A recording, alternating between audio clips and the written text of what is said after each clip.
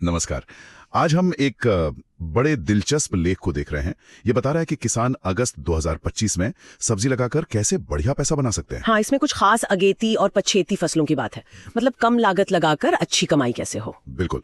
तो हमारा मकसद है कि वो 9 सब्जियां कौन सी हैं और क्या तरीके हैं जिनसे इस मौसम में सबसे ज्यादा फायदा मिल सकता है। चलिए देखते फिर। जी देखिए, इस लेख का जो मूल आइडिया है वो ये है कि अगस्त का महीना अक्सर लोग सोचते हैं बुआई के लिए मुश्किल है। हाँ, बारिश वगैरह। हाँ, लेकिन सही प्लानिंग हो तो बहुत प्रॉफिटेबल हो सकता है। इसमें टाइमिंग, मतलब कब बोना है और कौन सी किस्म लगानी है, ये बहुत इंपॉर्टेंट है।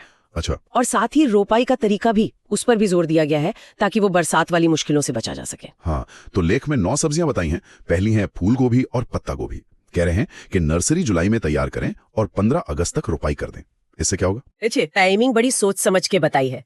अगस्त में रोपेंगे तो फसल आएगी अक्टूबर नवंबर में। उस टाइम पे आमतौर पर बाजार में गोभी थोड़ी कम होने लगती है, तो दाम अच्छे मिलने की उम्मीद रहती है। अच्छा। और लेख ये भी कहता है कि बरसात का मौसम है तो हाइब्रिड किस्में बेहतर है, बीमारी कम लगती है उनमें। और एक चीज लिखी है, मेड़ विधि से रुपाई। ये क्या है और अगस्त में क्यों जरूरी है? हाँ, मेड़ विधि मतलब मिट्टी की ऊंची क्यारी या रिज बना देते हैं और उसके ऊपर पौधा लगाते हैं। ओके। अगस्त सितंबर में बारिश ज्यादा हो सकती है ना? बिल्कुल। तो अगर खेत फ्लैट होगा तो पानी भर सकता है, जड़ें गलने का डर रहता है। हाँ बिल्कुल। मेड़ बनाने से क्या होता है, जो एक्स्ट्रा पानी है वो नालियों में बह जाता है, जड़ों को हवा मिलती रहती है, फसल सेफ रहती है। समझ गया। अच्छा, अब भिंडी की बात करें। इसमें तो लेख कुछ अलग ही कह रहा है, अगस्त में पछेती बुआई, जबकि ज्यादातर किसान तो जून जुलाई में लगा लेते हैं। हाँ, ये थोड़ी हटके स्ट्रैटेजी है जरूर, लेकिन इसके पीछे मार्केट का लॉजिक है। अच्छा, कैसे? जब ज्यादातर किसानों की भिंडी खत्म होने लगती है, मतलब नवंबर दिसंबर में, तब ये अगस्त वाली भिंडी मार्केट में आती है। ओह, तो सप्लाई कम, दाम ज्यादा। बिल्कुल, उस टाइम पे दाम बहुत अच्छे मिल सकते हैं। हाँ, ये है कि इस मौसम में कीड़े और बीमारी का डर ज्यादा होता है। इसीलिए लेख में एडवांटा की राधिका या बेयरसेफ की सिंघम जैसी जो मजबूत हाइब्रिड किस्में हैं वो सजेस्ट की गई हैं। वो झेल जाती हैं इन दिक्कतों को। तो मतलब थोड़ा रिस्क है पर रिवॉर्ड भी है। दिलचस्प। अब वो फसल जो सबसे जल्दी पैसा देती है, पालक। लेख कहता है 25-30 दिन में तैयार, लागत भी कम, और इसमें किस्म जरूरी नहीं। ये कैसे? हाँ, पालक का केस थोड़ा अलग है इस लिस्ट में, क्योंकि ये इतनी तेजी से बढ़ती है और खर्चा कम है, तो किसानों को जल्दी कैश मिल जाता है इससे। सही बात है। लेख के हिसाब से इसके लिए कोई बहुत महंगी हाइब्रिड किस्म की जरूरत नहीं। लोकल बीज या घर का बीज भी चलेगा, बस उसे ट्रीट कर लेना चाहिए। अच्छा। तो ये कम बजट वाले किसानों के लिए एक अच्छा ऑप्शन है। और मूली, धनिया, इनका भी जिक्र है। मूली और धनिया भी पालक जैसे ही हैं, तेजी से बढ़ते हैं।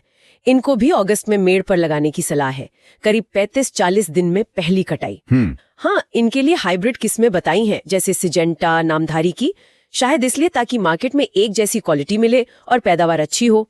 इससे दाम मिलने में मदद होती है। अब आते हैं टमाटर और बैंगन पर। नर्सरी अगस्त में तैयार, रोपाई के 65-70 दिन में पहली तोड़ाई।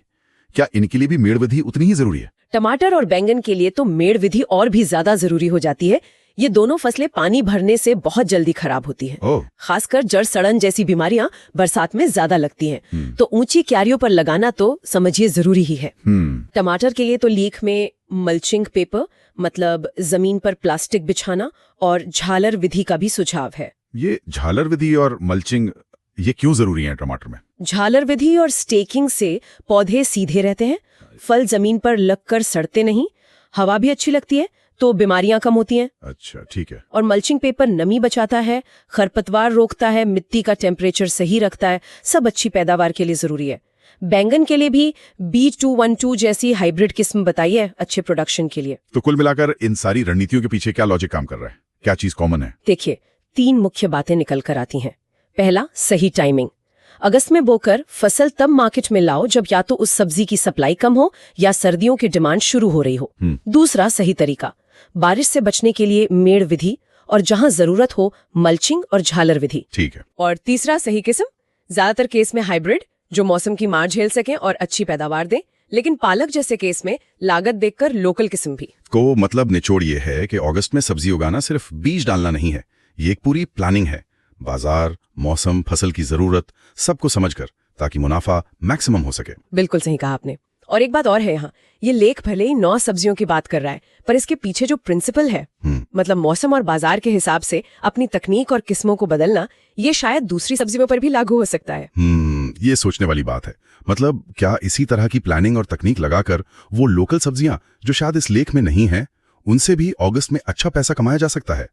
ये किसानों के लिए एक्सप्लोर करने की एक नई दिशा हो सकती है। बिल्कुल, क्यों नहीं, ये एक अच्छा सवाल है आगे सोचने के लिए।